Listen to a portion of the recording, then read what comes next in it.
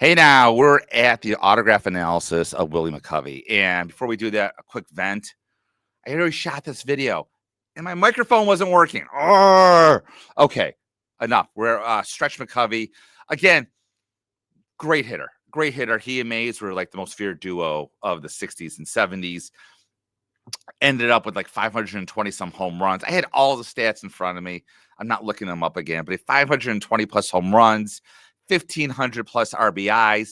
And like he got 500 home runs, 500 home runs really meant something, if that makes any sense at all. This is pre-steroids accusations and all that. And all that leads to a first ballot Hall of Fame election into the Baseball Hall of Fame.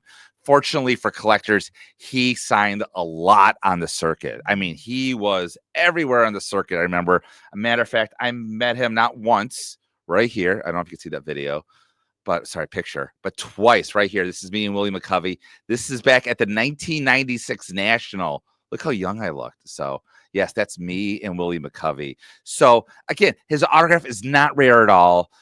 The most common forged McCovey autographs, obviously, we'll look at a few other ones, but are on 500 home run items. So what I do for 500 home run items, if I want to look for a fake item, I don't look at the McCovey as much as I look at the Mantle, the Banks, the Killebrew. So, like, if you look at those, you're going to see with those, if those are fake. Look at my Mantle video. And, like, I show a lot of examples of fake Mantles that are on there. So, I mean, once you look at that, I mean, once you can rule out, like, Banks, Killebrew, or Mantle, just assume they're all bad. You know what I'm saying? You don't want one bad autograph and the rest good. Usually, if one's bad, they're all bad. But on that note, Willie McCovey, other than that, is very rarely forged. Like, I had to search far and deep to find some forged autographs, which we will get to. But anyways, let's take a look at the autograph analysis of Willie Stretch McCovey. So we'll start right here on the PSA database. And again, what you're going to notice about Willie is the fact that the highest points of his autograph is the W and the M. And again, when you're looking for a McCovey autograph is you're looking for slop. I mean, he did not have a nice signature. It was all over the place. You should have breaks between the W and the M into the C. Usually there's a break also between this C as well and the UVI. And again, what you're looking for a lot also is this I right here with the dot. Now, you're not always going to see this two-part I right here, but a lot of times you are. And again, the E usually goes into the Y, like the second part of the Y, you're not going to see it come up. Once in a while it does. It's not always. But again, we're not going to look at these old autographs right here, only because even though it's similar, I mean, you're not buying vintage, and what's forged, which is very little of him, is not that. Again, these signed checks, very common. They released a lot of them after he passed away. So again, these are like $20, $30 autographs, not expensive at all. Again, this is an older one, so we're not going to spend too much time looking at that. Again, this is a common autograph. You see the W with the little loop right here. You see how it slants to the right, and this goes up and to the right.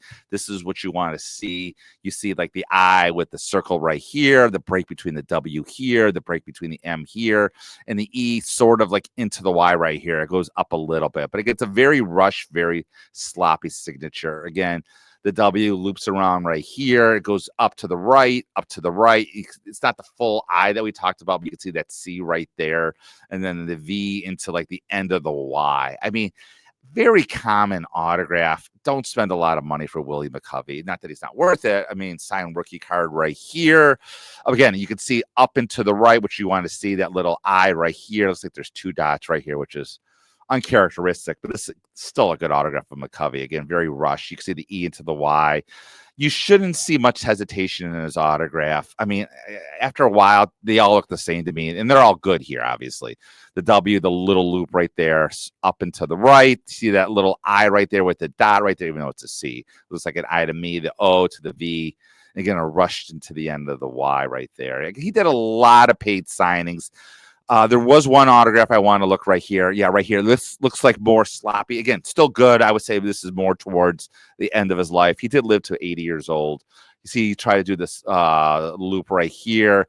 The breaks, even here, it's going up and to the right here, like sort of the I right here with the open. I know it's a C with the dash right here, the O, the V, and into the, like, it's not even the E, just straight into the Y. So looking at fake Willie McCovey autographs, I mean, I look at Outer Safe, like this one right here. I mean, look how neat this is. You shouldn't see a neat Willie McCovey autograph. It was never really neat like this. Obviously, this is no good. Another one I found right here on eBay, sold for about $100. Again, look how neat it's signed on a flat plane. You don't want to see a flat plane McCovey autograph. It's way too neat to be McCovey. So, again, no COA. Like literally, the person said no COA. So, that's really it with Willie McCovey.